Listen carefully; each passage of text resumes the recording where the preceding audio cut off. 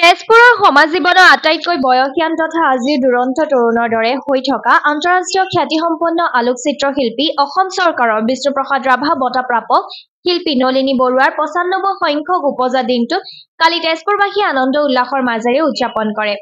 তেজপুৰৰ সকলো সামাজিক সাংস্কৃতিক অনুষ্ঠানৰে মধ্যমণি নলিনী বৰুৱাৰ উপজা দিন উপলক্ষে কালি বিয়লিৰ পৰা তেজপুৰ সাহিত্য সভাৰ উদ্যোগত সাহিত্য সভা ভৱনত অনুষ্ঠিত উপজা দিনৰ উলগনি অনুষ্ঠানত তেজপুৰৰ বিধায়ক পৃথ্বীৰাজ ৰাভাৰ লগতে বিভিন্ন অনুষ্ঠানে উলগ জ্ঞাপন কৰে।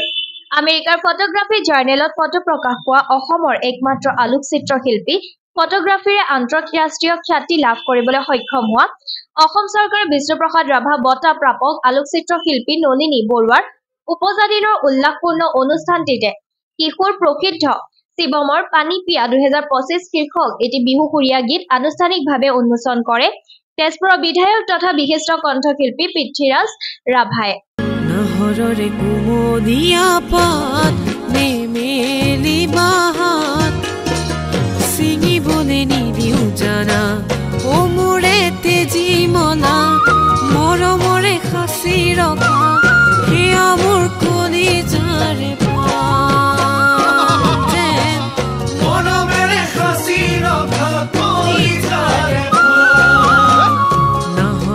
কুমলীয়া পাত।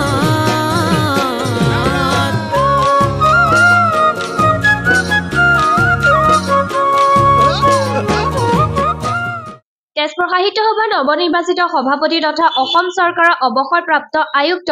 সচিব ধ্ৰুৱজ্যোতি দাসৰ পৌৰোহিত্যত তেজপুৰ সাহিত্য সভাৰ প্ৰাক্তন সম্পাদক পংকজ বৰুৱাই আঁত ধৰা আৰু সম্পাদক দ্বিজেন নাথৰ আদৰণি ভাষণেৰে আৰম্ভ হোৱা অনুষ্ঠানটি পূৰ্বে সত্ৰীয়া শিল্পী নয়নমণি শইকীয়া, ভূপেন নাথ আৰু ৰঞ্জু ৰীমা শইকীয়াৰ জৰিয়তে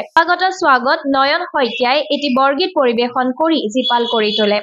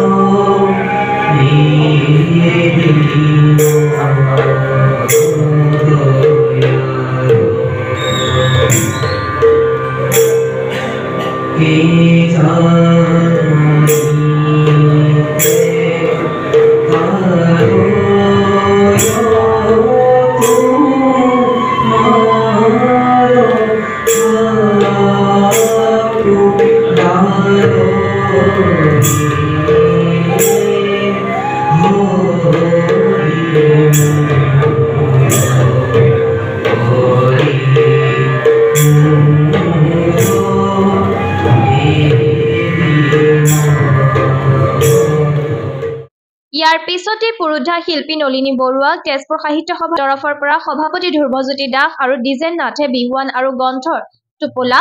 উপজা দিনৰ উলগ জনোৱাৰ পিছত তেজপুৰৰ ফটোগ্ৰাফী ক্লাবৰ সম্পাদক শোণিতপুৰ জাৰ্নেলিষ্ট ইউনিয়নৰ তৰফৰ পৰা পুলক কুমাৰ ডেকা, প্ৰণৱ দাস আৰু সমীৰ কৰ, শোণিতপুৰ প্ৰেছ ক্লাব তেজপুৰৰ তৰফৰ পৰা তৰুণ দাস, অসম নাট্য সন্মিলনৰ কেন্দ্ৰীয় উপসভাপতি মৃগেন চন্দ্ৰ বৰা, তেজপুৰৰ ঐতিহ্যমণ্ডিত বাণ থিয়েটাৰৰ সাধাৰণ সম্পাদক জিতুমণি দেৱ চৌধুৰী, শোণিতপুৰ শিল্পী সমাজৰ যুটীয়া সম্পাদক ভূপেন বৰুৱা, শোণিতপুৰ জিলা সাংবাদিক সন্থাৰ সম্পাদক অপূৰ্ব বৰা, মাটি আখৰাৰ সভাপতি দুল গোস্বামী, সাহিত্য একাডেমী বঁটাপ্ৰাপ্ত সাহিত্যিক জ্ঞান বাহাদুৰ ছেত্ৰীকে ধৰি বিভিন্ন অনুষ্ঠানে উপজা দিনৰ উলগ জ্ঞাপন কৰে। উলগ জ্ঞাপন কৰি বিধায়ক পৃথ্বীৰাজ ৰাভা, জ্যেষ্ঠ সাংবাদিক পুলক কুমাৰ ডেকাৰ লগতে সভাপতি আসনৰ পৰা অৱসৰ লোৱা প্ৰশাসনিক বিষয়া ধ্ৰুৱজ্যোতি দাসে উলগনি ভাষণ প্ৰদান কৰাৰ লগতে নলিনী বৰুৱাই নিজৰ অনুভৱ সদৰি কৰি দৃষ্টি থাকিলেহে প্ৰকৃত সৃষ্টি সম্ভৱ বুলি মন্তব্য কৰি যিকোনো শিল্পীয়ে শিল্পত্ব প্ৰাপ্তিৰ বাবে কষ্ট কৰিব পাৰিব লাগিব আৰু প্ৰচুৰ সাধনা কৰিব লাগিব বুলি কৈ নতুন প্ৰজন্মক কষ্ট আৰু সাধনা কৰিবলৈ আহ্বান জনায়।